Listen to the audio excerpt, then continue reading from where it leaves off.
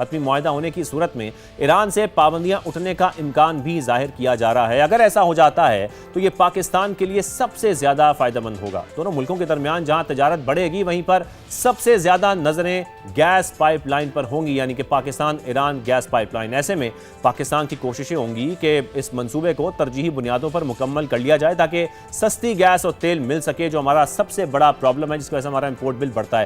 حفیظ صاحب، میں پہلے آپ کی جانب آؤں گا۔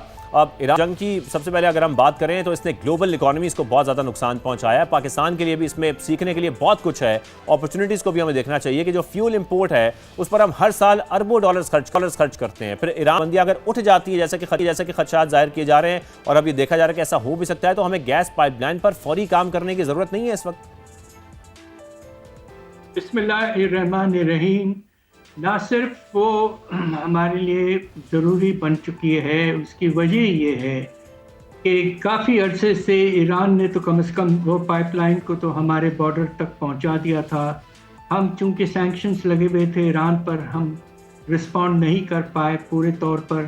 اگر اگریمنٹ ہو جاتا ہے امریکہ اور ایران میں، اور ایران پہ جو اس وقت سختی لگائی گئی ہے وہ ہٹائی جاتی ہے، تو یقیناً پاکستان کے بہت انٹرسٹ میں یہ ہے کہ ہم فوراً اپنا کنیکشن کروا لیں، اور گیس کی قیمت وہاں سے آنے میں کافی کمی ہوگی اور اس سے ہمیں بے پناہ فائدہ ہو سکتا ہے۔ ساتھ ساتھ ہمیں تیل بھی ایران سے برآمد کر لینا چاہیے، اس لیے کہ رائٹ نیکسٹ ٹو ہمارے ملک ہے ایران، اور ایران کی جو تیل کی قیمت ہوگی وہ کچھ کم یقیناً ہوگی، اور اس سے بھی ہمیں بالکل فائدہ۔ حفیظ صاحب، یہ بڑی اچھی آپشنز ہوں گی ہمارے لیے، اور جب ہم یہ بات کر رہے ہیں تو ہم یہ بھی سوچتے ہیں کہ گیس پائپ لائن پر پاکستان کی پولیٹیکل ول اس وقت کیا ہے۔ اس پر ہم نے سلو پروگریس دیکھی، لیکن وہ سلو پروگریس کیوں ہے؟ کیا پولیٹیکل اور اکنامیکل کنسٹرینٹس آپ کو لگتے ہیں اس کے پیچھے؟ وہی ہے political constraints because of the sanctions on Iran.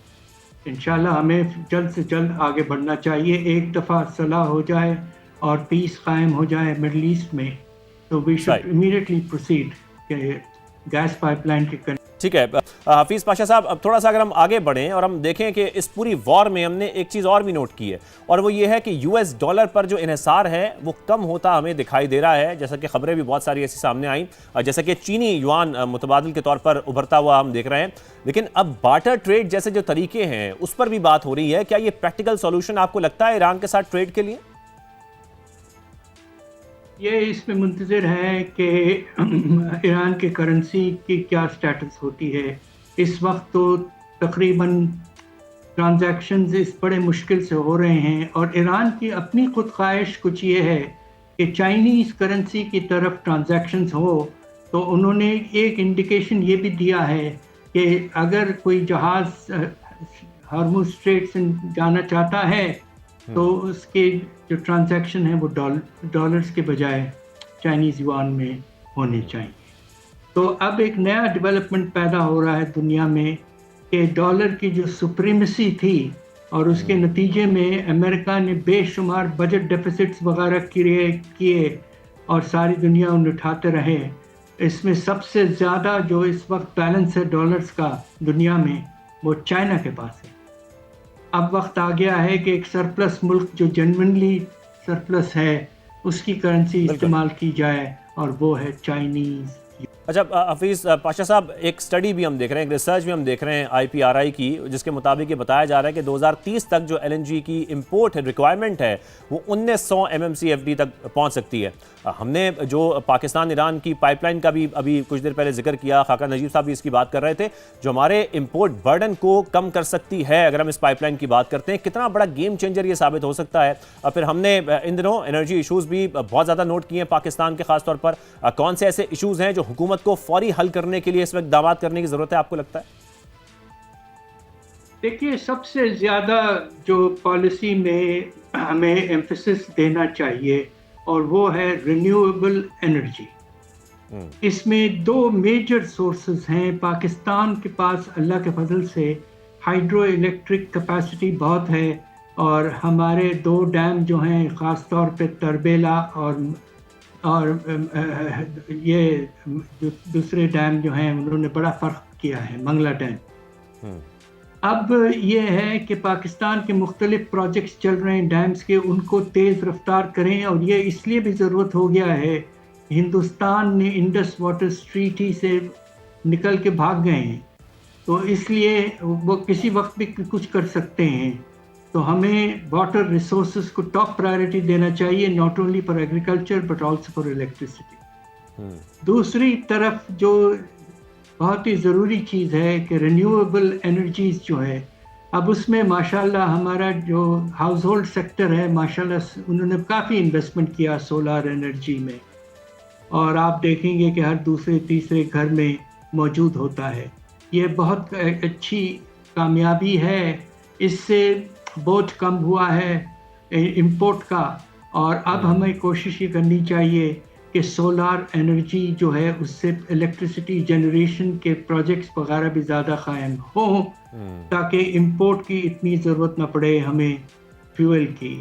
اور میں سمجھتا ہوں کہ وقت آ گیا ہے کہ پاکستان کو رینیویبل اینڈ ہائیڈل بالکل الیکٹریسٹی کی طرف. بالکل. اس موقع کا فائدہ اٹھاتے ہوئے میں آپ سے یہ بھی جاننا چاہتا ہوں، اس وقت جو صورتحال بنتی دیکھ رہے ہیں، اس اپرچونٹی سے پاکستان کو فائدہ اٹھانا ہوگا، دیکھنا ہوگا کہ جو ہم کامیاب ڈپلومیسی کر رہے ہیں اس کا ہم کتنا فائدہ اٹھا رہے ہیں. سرمایہ کاری کے لیے ہم اس کو استعمال کر لیں. ہم 9 ماہ کے فیگرز کو اگر دیکھیں ایف ڈی آئی کے تو وہ بہت اچھے نہیں ہیں. حکومت کو ایف ڈی آئی بڑھانے کے لیے کیا اقدامات اس وقت کرنے ہوں گے؟ دیکھیے، سب سے پہلے مجھے یہ کہنا میں سمجھتا ہوں بہت ضروری ہے کہ دبئی میں پاکستان کے جو اشرافیہ ہیں بے تحاشا انویسٹمنٹ انہوں نے کیا ہوا ہے. کچھ اندازہ یہ ہے کہ ابھی تک جو ریئل اسٹیٹ میں خاص طور پہ جو انویسٹمنٹ کی گئی ہے پاکستان سے، وہ انڈیا کے بعد نمبر 2 پہ ہے، اور تقریباً $10 ارب. اب جبکہ دبئی میں حالات کافی خراب ہو چکے ہیں، تو ہمیں کوشش یہ کرنا چاہیے کہ یہ پیسہ جو ہمارے ملک سے گیا تھا اس کو واپس لانے کی کوشش کی جائے، اور اگر ضرورت پڑے تو انسینٹیوز بھی دیے جائیں، ٹیکس ریلیٹڈ وغیرہ ڈیکلریشن کے طور پر، ایمنسٹی اگر مناسب سمجھیں تو پیسے لانے کی کوشش کرنی چاہیے واپس. جو پیسہ پاکستان کا تھا اسے باہر نہیں جانا. حفیظ صاحب، جب ہم یہ بات کر رہے ہیں تو خلیجی ممالک سے جو پیسہ ہے وہ واپس لانے کے لیے ہمیں کیا کرنا چاہیے؟ اس کے لیے ہم ریفارمز کریں، ٹیکس سٹرکچر کو بہتر کریں، یہ کتنا ضروری ہے اس وقت ہمارے لیے؟ بہت ضروری ہے، اور انفیکٹ میں تو یہ کہہ رہا ہوں کہ انیشلی آپ ایمنسٹی کی بات کریں تاکہ ہم نہیں سوال کریں گے. آپ پاکستان پیسہ لائیں واپس، اور ہم اس کو ایکسیپٹ کرتے ہیں ریڈیلی، اور اس کی انویسٹمنٹ وغیرہ میں بھی ہم آپ کو انسینٹیوز دیں گے، آپ کو ٹیکس ہالیڈے وغیرہ. تو پاکستان کو اب اس پہ موو کرنا چاہیے، اس لیے کہ فارن انویسٹمنٹ جو ہے وہ کچھ وقت لگے گا آنے میں ابھی بھی پاکستان میں، مگر یہ ایک موقع پیدا ہوا ہے جنگ کی وجہ سے کہ پاکستان کا اپنا پیسہ کافی حد تک ہمیں اپنے ملک میں واپس آ جانا چاہیے. حفیظ صاحب، جو پوزیشننگ ہم پاکستان کی دیکھ رہے ہیں، آپ ہماری اکنامیکل گروتھ کیسی دیکھ رہے ہیں آنے والے سالوں میں؟ دیکھیے، پاکستان کی معاشی ترقی کا سب سے بڑا پیمانہ جو ہوگا وہ 2 چیزوں پر منحصر ہے. ایک تو یہ کہ ہمارے برآمدات میں واضح طور پر اضافہ ہونا بہت ضروری ہے، ورنہ ہوتا یہ ہے کہ جب ہم تیز رفتاری کرنے کی کوشش کرتے ہیں تو ہمارے درآمدات اتنے بڑھ جاتے ہیں کہ ہمیں روکنا پڑتا ہے. یہ کافی مرتبہ ہو چکا ہے پچھلے کچھ 10-15 سال میں. تو لہٰذا top priority, absolutely top priority to export growth. جس طرح کے انسینٹیوز بنگلہ دیش، ہندوستان وغیرہ نے دیے ہوئے ہیں، ہمیں بھی دینا چاہیے. اور دوسری طرف جو دوسرا ہمیں میجر کرنا ہے، اور وہ یہ ہے کہ ٹیکس کے نظام کو پھیلائیں، براڈ بیس کریں. اس وقت حد سے زیادہ بوجھ آپ نے صنعتی شعبے پر اور سیلریڈ کلاس پہ ڈالا ہے. اس کو پھیلانا ہے. آپ کو خاص طور پہ ریئل اسٹیٹ میں جانا ہے، ریٹیل ٹریڈ پہ جانا ہے، اور ایگریکلچرل کے بڑے بڑے زمینداروں کی آمدنی پہ جانا ہے. یہ براڈ بیسنگ کریں گے تو اکنامک انسینٹیوز بہتر ہوں گے اور اکانومی آگے بڑھ پائے گی. So the 2 major steps reforms, export led growth کو سپورٹ کرنا اور ٹیکس کے نظام کو ब्रॉड बेस। टैक्स निज़ाम को हमें बेहतर करना होगा।